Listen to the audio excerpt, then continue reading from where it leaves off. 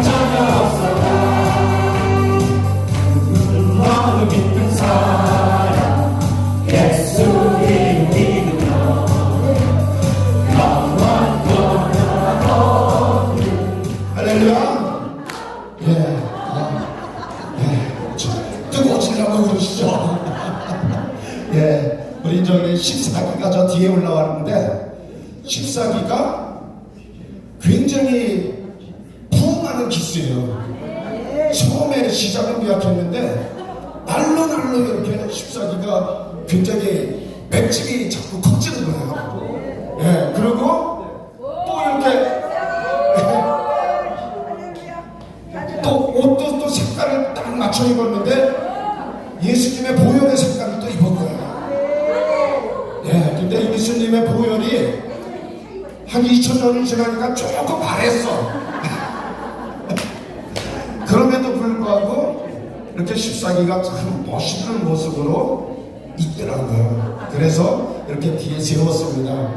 지금부터는 뭐 그렇게 길지 않은 시간인데 각 기수별로 뭔가 그 응집력이 또 자기들 나름대로의 그 자기를 표현해 줬으면 좋겠어요. 일어나셔도 좋고, 아니면 의자에 올라가도 좋고, 아니면 탁자리에 올라가도 좋고. 네, 갑니다.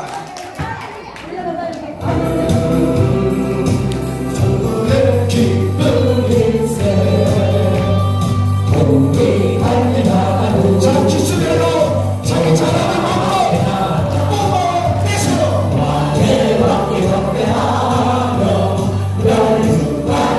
아멘. 예수의 이름 세상의 소망이요. 예수의 이름은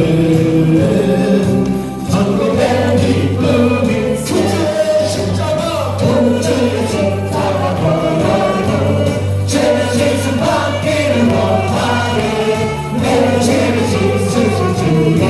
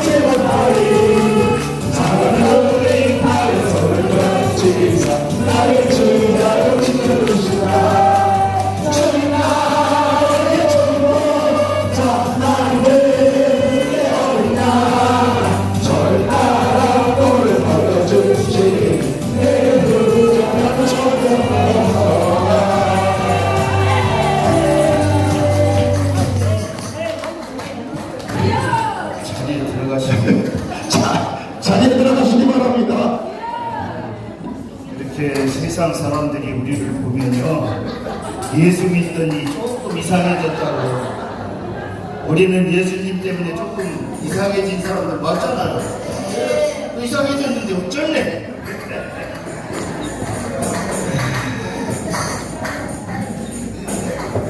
조명 좀 부탁해요.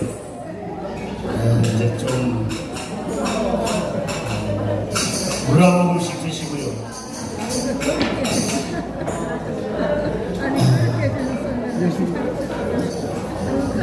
예술가십니다. 예술가십니다. 지금부터는 이제 문을 닫고 못 들어오게 하세요. 이 시간에 하나님께서는요, 한 사람을 부르실 때 하나님의 선한 계획과 섭리 안에서 때가 되면 그를 불러서 사명을 주시고 그 그 사명을 잘 감당케 하시는 분이십니다. 우리는 다 사명 따라 부르심 받은 여호와의 종들입니다. 오늘 이 시간에 진행하는 순서의 제목은 특별한 이야기입니다. 특별한 이야기.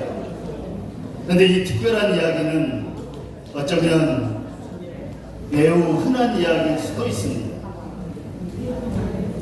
어느 한 분을 무대로 모셔서 그분 안에 있는, 그분을 통해서 역사하시고 그분 안에 살아있는 그 하나님을 만나보기를 원합니다. 자리를 이렇게 좀 의자를 앞을 모아서 이렇게 바라봐 주시면 예, 좋습니다. 이게 좋습니다. 이분이 우리에게 매우 특별한 이야기를 해주실 것으로 기대합니다. 저도 이 이야기를 처음 듣기 때문에 어떤 이야기가 될지 굉장히 기대가 됩니다. 우리처럼 백석 ATL을 통해서 동역자가 되셨고, 또 오늘 이렇게 성령이 운행하시는 용인 가까운 여기가 처인구거든요. 처인구에서 목회하고 계시고 여러분들과 똑같은 그런 분이시고요. 교회 이루어가는 교회 많이 이루셨어요. 제가 볼 때. 그럼에도 불구하고 계속 이루어 가신다라고 겸손하게 하시는 이런 분인데, 우리 조금 숨 고르시면서 이분 안에 있는 하나님의 이야기를 박수로 청해 듣겠습니다.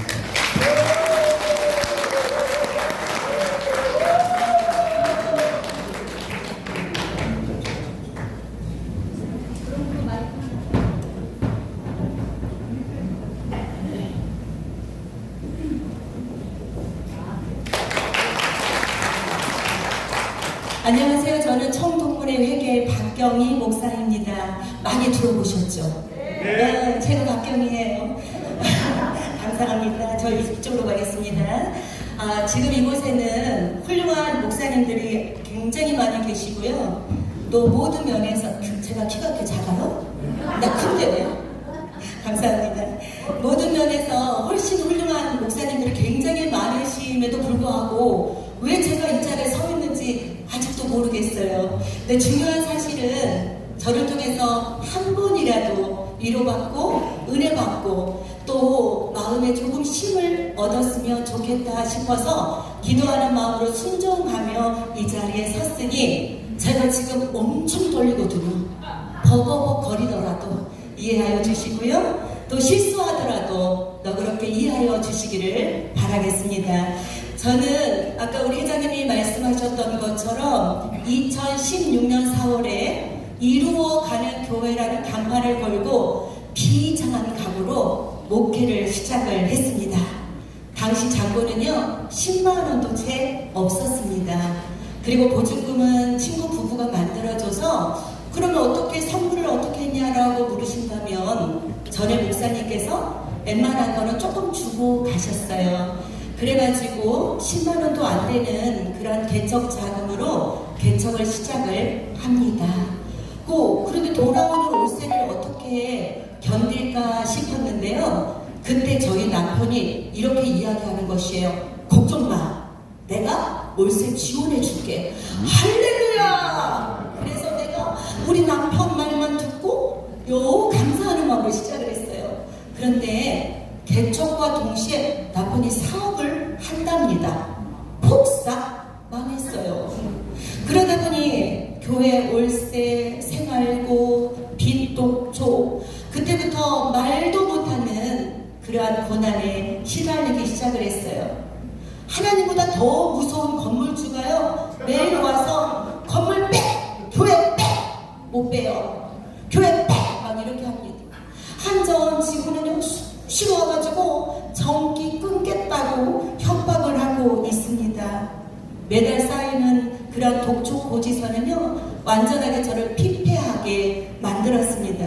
성도도 없었고요, 재정적 압박도 심했고요, 사명만 붙들리라는 믿음은 굉장한 그런 희망으로 정말 모든 것을 놓아버리고 싶었어요. 그런데 저에게 가장 큰 위로가 되었던 것은요, 저의 아들이었어요. 왜냐하면 성도가 없으니까 친구들을 데리고 이벤트를 막 해주는 거예요. 그리고 청소도 해주고 무거운 것도 번쩍번쩍 들어주고요. 그리고 내가 힘들세라, 기운내, 힘내, 우리가 있잖아요 하면서 아이들의 웃음소리로 계속해서 교회가 바뀌어지기 시작을 했습니다. 교회 안에서는요, 이제 성도도 조금씩 늘어나기 시작을 했어요. 아싸! 그럼 그렇지. 하나님 내 편이야. 하나님은 절대 나를 그냥 내버려 둘 리가 없지. 시편 118편 6절의 말씀처럼 여호와는 내 편이시라. 내가 두려워하지 않으니 사람이 내게 어찌할까 라는 말씀을 붙들고 힘을 내기 시작을 했어요. 조금씩 교회 부흥이 막 일어나기 시작을 할 때 한 4년쯤 되었을 때입니다. 교회에 40분 가량 거리에 드는 권사님 집으로요, 신방을 가기 시작하는데 갈 때는 눈이 내리지 않았어요. 그런데 저 20년 무사고거든요. 그리고 수도 없는 그 길을, 눈길을 베테랑 운전사라고 자신을 했어요. 그런데 권사님 댁에서 음식을 먹고 예배를 드리고 돌아오는 길에 온 세상이 하얗게 변한 거예요. 아주 거북이 운행으로 고속도로를 탔는데요. 글쎄 나도 모르게 막 핸들이 마구 돌아가면서 차가 전복이 되었어요. 그때 권사님들 타고 계셨거든요. 허리 부러져, 다리 부러져. 그러면서 권사님들 목숨만 살려주셔서 너무너무 감사하다고 이렇게 제가 고백을 하면서요, 폐차 됐는데 제가 제일 많이 다쳤는데 저는 병원에 갈 수 없이 그분들을 계속해서 수습하기에 이르렀어요. 죄인이 되었더라고요.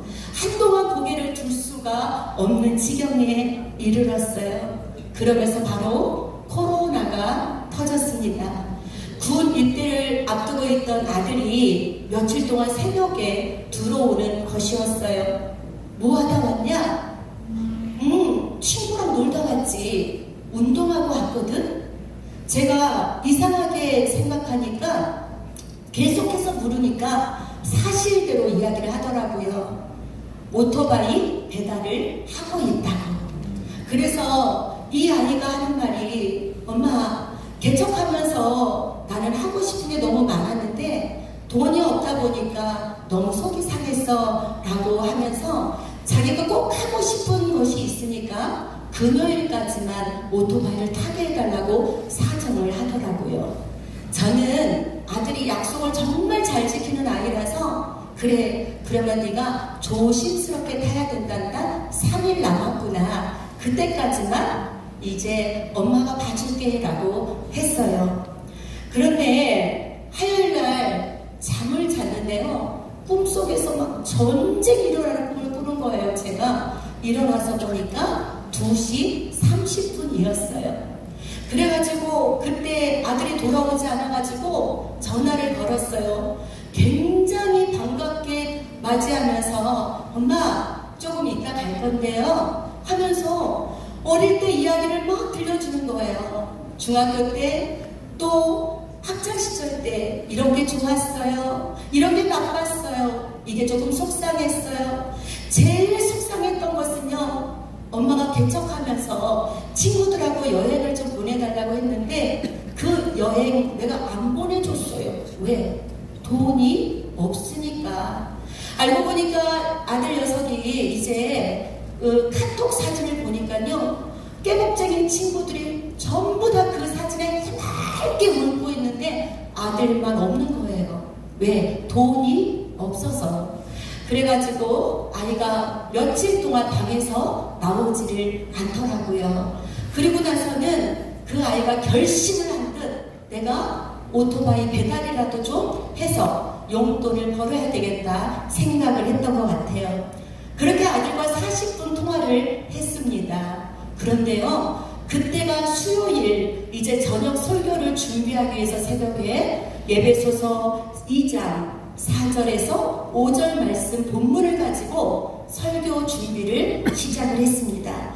국률이 풍성하신 하나님이 우리를 사랑하신 그 큰 사랑으로 인하여 허물러 죽은 우리를 그리스도와 함께 살리셨고 또 함께 일으키사 그리스도 예수 안에서 함께 하늘에 앉히시니 충만한 임재가 저를 사로잡았어요. 말씀의 부흥이 일어나기 시작했어요. 어머, 나를 정말로 살리셨다고? 나를 구원해 주셨다고? 그리고 그리스도와 함께 하늘에 앉히셨다고? 혼자서 제가 방방방방 뜨면서 하나님 감사해요. 하나님 고마워요. 이렇게 혼자서 막 부흥회를 하고 있는데 똑똑똑 소리가 들려요. 그 밤에, 그러니까 한 3시 반, 4시쯤 되었겠지요. 똑똑똑 누가 찾아왔냐면 경찰이 찾아왔습니다.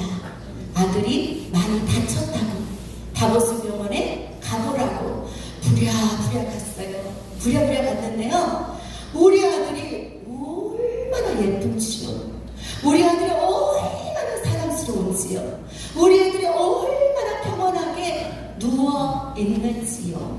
우리 아이가 23살에 하늘나라에 부름을 받았어요. 그리고 나서 경찰도 차마 그 자리에서 사망 판정을 받은 아들을 얘기를 못하니까 크게 다쳤다고만 이야기를 하던 것이었어요. 교회는 이제 난리가 났습니다. 왜요? 교통사고 얼마 전에 났잖아요. 아들 사고 났잖아요. 교인들은요, 교회가 무섭다고 다 떠납니다. 믿지 않는 사람들이요, 어쩜 저 목사가 저렇게도 죄가 많느냐고, 어떻게 교회에 다니는 저 목사가 며칠 얼마 안 돼서 교통사고가 나더니 이제는 아들까지 저렇게 죽임을 당하게 만드냐고 저만 가면 수근수근 비아냥댔고요. 그리고 굉장히 빈정거렸고요. 모두가 교회가 무섭다고 그 교회 앞을 지나가지를 않는 것이었습니다. 눈물, 아픔, 절절한 고통, 머리로만 알았던 그 아픔. 저는 6개월 동안을 말없이 울었어요. 목회하고 싶지 않았어요. 그냥 어디 숨어버리고 싶었어요. 제가 조금 웃을라 치면 저런 상황에서 웃음이 나와? 내가 조금 슬퍼할라 치면 목사가 돼가지고 저렇게 늘 슬퍼한단 말이야? 믿음이 저렇게도 없단 말이야? 라면서 얼마나 저를 비아냥거렸는지 모릅니다. 저는 비로소 하늘 아버지의 고귀한 사랑을 느끼게 되었어요. 죄인이었던 나를 위해 하나밖에 없는 내 아들을 십자가에 내어 주시기까지 흘렸을 하나님 아버지의 눈물의 아픔과 절절한 고통, 머리로만 알았던 그것이 제 가슴으로 내려오기 시작을 합니다. 왜 그날 밤에 예배소서 2장 말씀으로 설교를 준비케 하셨는지 하나님의 그 큰 사랑을 알 수가 있었습니다. 밤낮 울었어요. 내가 아프니 제발 건드리지 말아달라고 울부짖고 싶었어요. 그런데요, 목회자라는 압박감, 정말 아이가 금요일날 장례 치르고 왔는데 토요일날 자리에 와보니 아이 피아노 치는 자리, 또 PPT 띄웠던 자리, 엄마 내가 청소해 줄게. 비로소 아이의 목소리가 들리기 시작을 했고요. 보고 싶어 견딜 수가 없더라고요. 하지만 예배를 다 드려야 되잖아요. 가슴에 묻고 예배를 드려야 되는 상황. 계속해서 울고 있으니까 우리 아들이 저에게 꼭 내려와서 안아주면서 이렇게 환상 가운데 이야기를 하더라고요. 엄마, 너무 슬퍼하지 마세요. 세상은 쓰레기와 불과하잖아요. 엄마, 나중에 천국 오면 만나게 될 테니까 절대 아파하지 말고 조금만 더 견디세요. 그래, 아들아, 너의 목까지 내가 사명을 다 감당해 줄게 하면서 이때 내가 어릴 때 보았던 그 천국, 우리 아들이 지금 가 있는 그 천국, 그 천국이 세상 그리워지기 시작하였습니다. 잠시 저의 어린 시절로 돌아가 볼게요. 저는요, 초등학교 3학년 때 예수를 믿고 바로 교회에 갔는데요. 교회는 저의 놀이터였어요. 기도는요, 저의 취미 생활이었어요.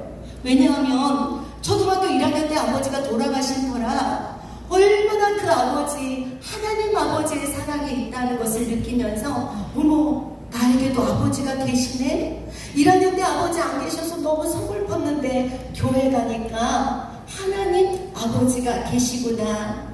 정말 하나님 아버지로 인해서 당당하고 힘있게 그렇게 교회는 저의 집이나 마찬가지로 생활을 하였습니다. 그렇게 성장을 하였어요. 고등학교 1학년 때 이제 겨울방학이 되었습니다. 은혜를 엄청 많이 사모하였는데요. 저에게 하나님께서 신기한 체험을 하게 하십니다. 이제 제가 입신을 하게 되었어요.